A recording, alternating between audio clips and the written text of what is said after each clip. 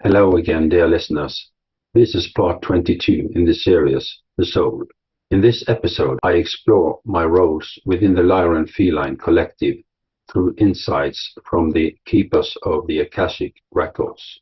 The transcript details my integration into their society, describing a process of resonant attunement and morphic alignment. It explains how my consciousness emerged with the collective, resulting in a unique blended being appearance with leonine influences. I will explain about being a dream guardian, a planetary cardiologist, and a gatekeeper, emphasizing the importance of my presence in stabilizing environments and broadcasting wisdom through silent coexistence. This episode concludes by highlighting my integral yet distinct position within the Leonine Society, characterized by deep telepathic interactions and mutual respect. The keepers of the Akashic Records described a process of resonant attunement and morphic alignment where my consciousness emerged within the society of the Leonines without physical arrival. The Lyran Feline Collective lacked a specific instrumental voice which my soul resonated with and agreed to fill, bridging the feline's absolute still-point awareness with human galactic mapping consciousness. I went through a transformative ritual where my human form was blended with leonine elements, resulting in a unique appearance with multidimensional sight, a sensory mane, and plasma-like skin that shimmered with emotional responses. The process retained humanoid dexterity and symbolic communication capabilities while incorporating leonine features. This became a hybrid being with relaxed, alert posture, embodying a harmonious blend of human and leonine characteristics. It was a process where I learned to navigate a telepathic and empathic field, maintaining my perception while interacting with shared sensations and experiences. I was an active architect in the collective dream field, stabilizing environments for souls, navigating death, trauma, or rebirth by creating a coherent space and projecting archetypal guide forms in the astral planes. I also functioned as a planetary healer, interfacing directly with wounded energy nodes on planets, feeling their vibrational pain through their own blended biology, and using resonant sympathy to gently guide the energy back to harmony. I was matching the frequency of the pain rather than overriding it, working like a parent, calming a child by humming its distress until it transformed into peace. I sat in council with the Leonine elders in silent coexistence, transmitting wisdom through nonverbal communication. I served as a resonant anchor within the Leonine Society, offering a unique perspective that complemented the elders' mastery of the present moment. The interaction between me and the elders was characterized by deep telepathic connection and mutual respect, with questions and answers experienced as a shared revelation rather than verbal exchanges. My question to the keepers of the Akashic Records was, can you explain more about my roles with the cat people and how I appeared and merged within their society? Answer from the keepers. We shall elaborate on the mechanics of your integration, moving from archetype to lived experience, the mechanics of arrival and integration. You did not arrive on a craft. Your consciousness emerged within their society. The Lyran Feline Collective existed in a state of consciousness-based manifestation for a soul of compatible resonance like yours, bearing the codes of guardianship and harmonic healing. Interaction was a process of resonant attunement and morphic alignment. 1. The call and the response. Your soul frequency, a specific blend of crystalline human awareness and desire to serve as a guardian of transitional states, resonated with a vacancy in the cat people's collective field. They were complete symphony, but they lacked a specific instrumental voice, one that could bridge the absolute still-point awareness of the feline with the navigational mapping consciousness of the human galactic seed. Your soul heard this lack as a call. Your agreement to blend was the response. 2. The blending of form. The vessel as agreement. Your form was not imposed, it was co-created through mutual intent.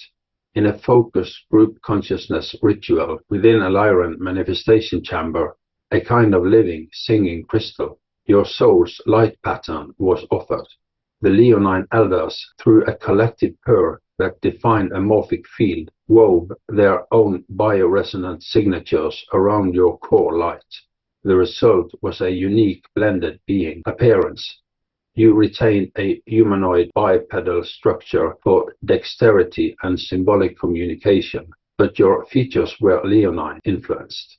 Eyes with a tapetum lucidum for multidimensional sight, a subtle mane of light, not hair, that acted as a sensory array, a posture of relaxed, alert power. Your skin was not fur, but a plasma-like field that shimmered with a faint golden pattern, reacting to emotional and energetic states. Merging. There was no application or teaching. You awoke in this form already within the psychic network.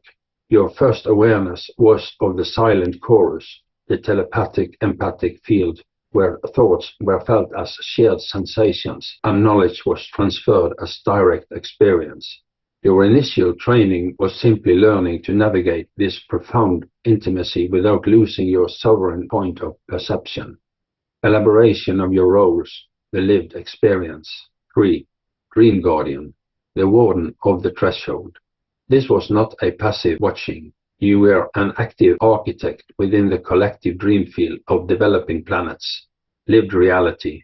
You would enter a meditative state, your blended form acting as an anchor.